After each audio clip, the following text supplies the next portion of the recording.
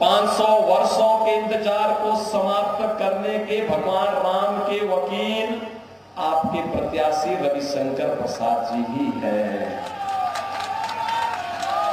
रविशंकर जी, मैं आपका अभिनंदन करता हूं। आपने, आपके पूज्य पिताजी ने आज से नहीं पिछले 5 दशक में भारत और भारतीयता के लिए, भारत की राष्ट्रीयता के लिए लोअर कोर्ट से लेकर के सुप्रीम कोर्ट तक जिस निष्ठा के साथ प्रभु श्री राम की लड़ाई को लड़ा है, सचमुच आपने भारत के कोटि कोटि लोगों के जीवन को पूर्णमय करने का कार्य किया। और इसीलिए मैं आज तो आपका अभिनंदन करने के लिए आपके पास आपकी संसदीय सीट पर आया हूं। बहन और भाइयों, आज पूरा देश, पूरा हिंदुस्तान प्रफुल्लित है। एक स्वर से बोल रहा है कि जो राम को लाए हैं हम उनको लाएंगे। मोदी जी के नेतृत्व में अयोध्या में रामलला विराजमान जरूर हुए हैं, लेकिन बहन और भाइयों, प्रभु राम की लड़ाई को प्रभावी ढंग से सुप्रीम कोर्ट में, हाई कोर्ट में लड़ने का काम आपका सांसद और आज के एनडीए के प्रत्याशी रविशंकर प्रसाद जी ने ही किया। लगातार लड़ते रहे, बिना रुके, बिना झुके, बिना डरे, उन्होंने इस लड़ाई को प्रभावी ढंग से लड़ा। और बहनों और भाइयों, आज उस सपने को साकार किया है जिसके लिए हम और हमारे पूर्वज लड़ते थे, कहते थे रामलला हम आएंगे मंदिर, रामलला हम आएंगे मंदिर वही, और अब तो मंदिर बन गया है।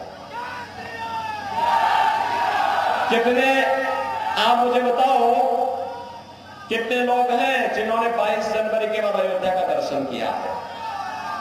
कितने लोग हैं? मैं यहां पर इंजीनियर सतीश कुमार सिंह से कहूंगा कि चुनाव के बाद एक बार जब मुझे बता देंगे, यहां फतवा के लोगों को अयोध्या धाम दर्शन कराने के लिए लेके आ जाइए, बाकी वहां व्यवस्था हम कर लेंगे।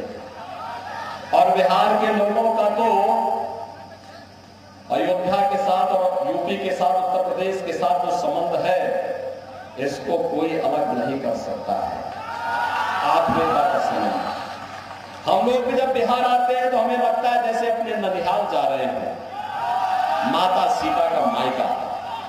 और बहनों और भाइयों, गर्व होता है हम लोगों को बिहार पर। बिहार ने एक से एक विभूतियों को दिया है देश को, और इसीलिए आज मैं आपके पास आया हूं आपसे कहने के लिए कि बहनों और भाइयों, हमारा ये पीढ़ी सौभाग्यशाली है।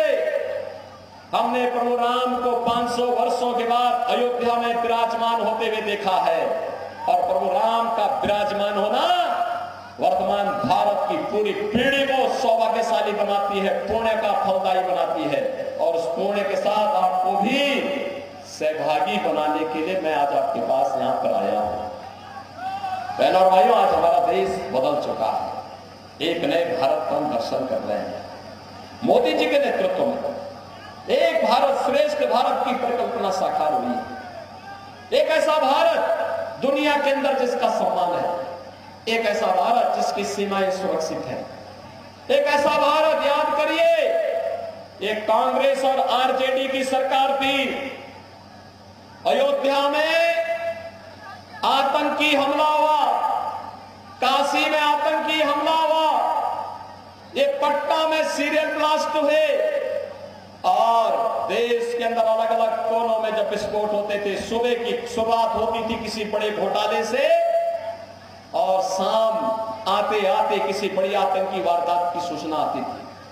हम लोग सांसद हुआ करते थे, रविशंकर प्रसाद जी भी सांसद हुआ करते थे, और जब हम लोग इस मुद्दे को उठाते थे, सरकार से कहते थे, कांग्रेस नेतृत्व की यूपीए सरकार से कहते थे आतंकवादियों से निपटो, इनके खिलाफ कार्रवाई करो, तो ये कहते थे आतंकवादी तो सीमा पार के हैं।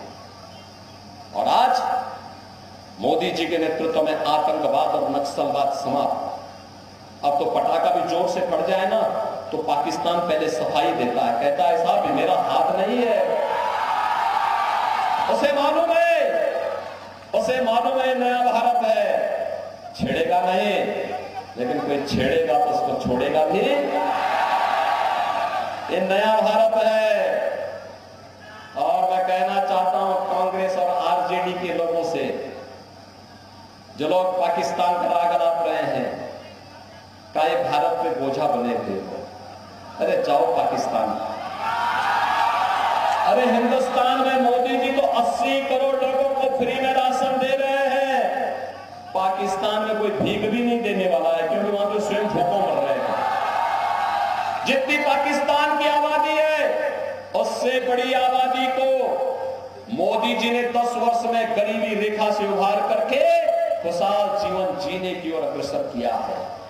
बहनों भाइयों, 60 करोड़ घरों में आज मोदी जी ने 60 करोड़ लोगों को देश में 5 लाख रुपए की आयुष्मान भारत की मुफ्त उपचार की सुविधा दी है। और मोदी जी ने कहा है 4 जून को जब फिर एक बार मोदी सरकार बनेगी तो 70 वर्ष से ऊपर के हर व्यक्ति को फ्री में 5 लाख रुपए हर वर्ष उपचार की सुविधा उपलब्ध करवाएंगे। बहनों और भाइयों, मोदी जी के नेतृत्व में किसानों को किसान सम्मान निधि, हर गरीब के घर में शौचालय का निर्माण, हर घर में उज्ज्वला योजना के कनेक्शन, 4 करोड़ गरीबों के मकान बन गए हैं। और मोदी जी ने कहा 4 जून को जब फिर एक बार मोदी सरकार बनेगी तो बहनों और भाइयों, उस समय जितने भी गरीब होंगे सबके लिए एक एक मकान की स्वीकृति भी उसके साथ ही प्राप्त हो जाएगी। इतने लोग हैं जो 10-10 परिवार के साथ संपर्क करके कमल खिलाने के लिए उनसे अपील करेंगे, अनुरोध करेंगे, उनको मनवाएंगे। 10-10 परिवार में जाना है। 3 दिन का मतलब 30 परिवार, 30 परिवार का मतलब 150 वोटर, 150 मतदाताओं के साथ अगले 3 दिन के अंदर संपर्क करना है और उन सभी घरों में कमल खिलाने के लिए कहना है। कमल खिलाने के लिए क्यों कहना? आत्मनिर्भर और विकसित भारत के लिए, राम राज्य की संकल्पना को साकार करने के लिए मोदी जी आवश्यक हैं और मोदी जी जीते इसके लिए रविशंकर प्रसाद आवश्यक है।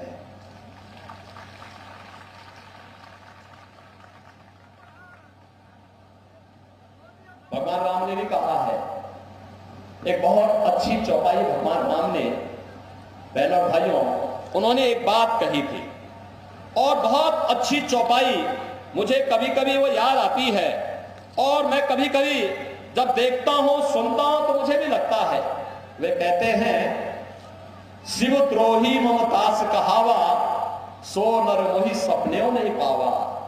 वो कहते हैं अगर शिव द्रोही कोई मेरा भक्त बनना चाहता है तो सपने में भी मेरे पास नहीं आ सकता है। और यहां तो रविशंकर स्वयं ही आपके पास आए हैं। तो रविशंकर प्रसाद जी को चुनाव जिता करके भेजने के लिए 3 दिन का समय, 10-10 घरों में प्रतिदिन जाकर के 30 घरों का मतलब 150 मतदाताओं से संपर्क करेंगे। आप सभी लोग करेंगे? सभी लोग सहमत हैं? और उन 150 मतदाताओं को 1 जून को मतदान केंद्र में ले जाकर के मतदान कराना है। कराएंगे? कराएंगे? दोनों हाथ ला के बताओ मुझे भैया, दोनों हाथ ला के आश्वस्त करो, करेंगे ना? तो एक बार जोर से बोलेंगे, भारत माता की, भारत माता की।